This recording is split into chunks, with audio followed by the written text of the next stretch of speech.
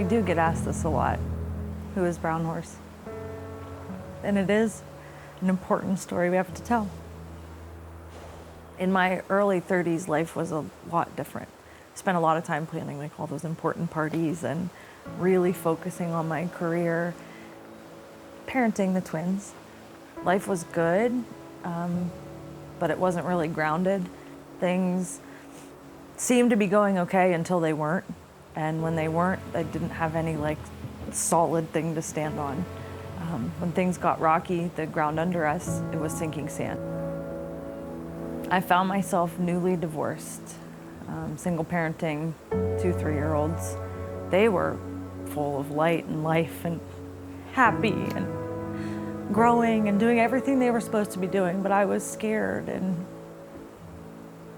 anxious. I was fearful of what the future would hold. I didn't trust, I didn't know what to do, and I didn't know where to go with any of that. Spent a lot of time here at Mom's.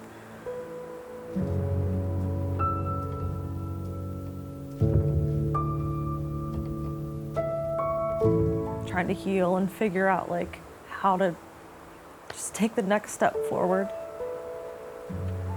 And one day I was at the fence watching the horses, and the one had come here just recently, and he had been mistreated and he didn't trust, and he looked really terrible, and I tried to feed him an apple and he wouldn't come and eat out of our hands. He looked just disheveled. They didn't even give him a name, they just called him Brown Horse.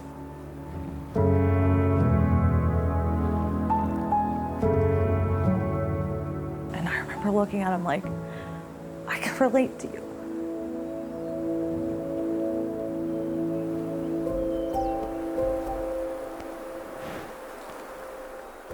10 years ago, life was very different. Angelo and I had been married for 1 year.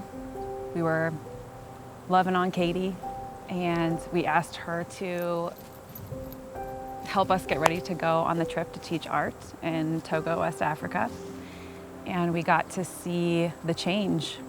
We got to see what radical love does to a person who's hurting. We also got to see what happens when you're broken and you're helping other broken people.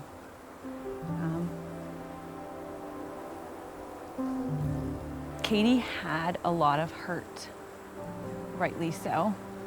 There was a lot of emotion, a lot of energy, a lot of anger and worry and anxiety. As a creative person, I saw another creative person in a position where she could use her gifts and have that pent-up energy create something bigger than herself. And we had glasses of wine together and started making sketches and reading scripture and praying and sharing our creative ideas. And God just showed up, and it has become something we could never have imagined ourselves. It's really not ours.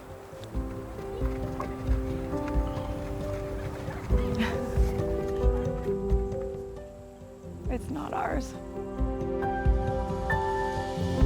There's something beautiful and redemptive about both God who comes to you and the people he uses to come and love you and heal you back to health, make you whole again.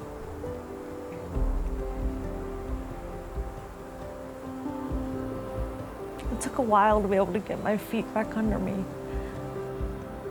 there was another time we came out months later, and I was standing at the fence again, and I noticed the same thing for the horse. His coat was shinier. This time he'd come up and eat out of my hand.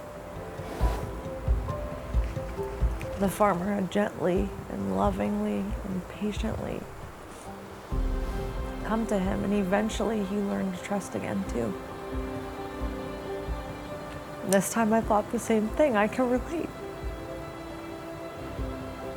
That truth, that fact that like God does that for us, it's too good of a story not to share.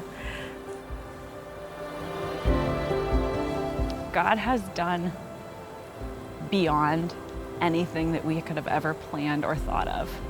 And Brown Horse is just a response to all that we have been blessed with. The fact that you're not alone there's too much hope in that to not go tell the world. Go tell him you're not alone. He sees you, he understands you, he walks through it all with you. And it doesn't matter where you're born or how bad things look on the outside, there is hope.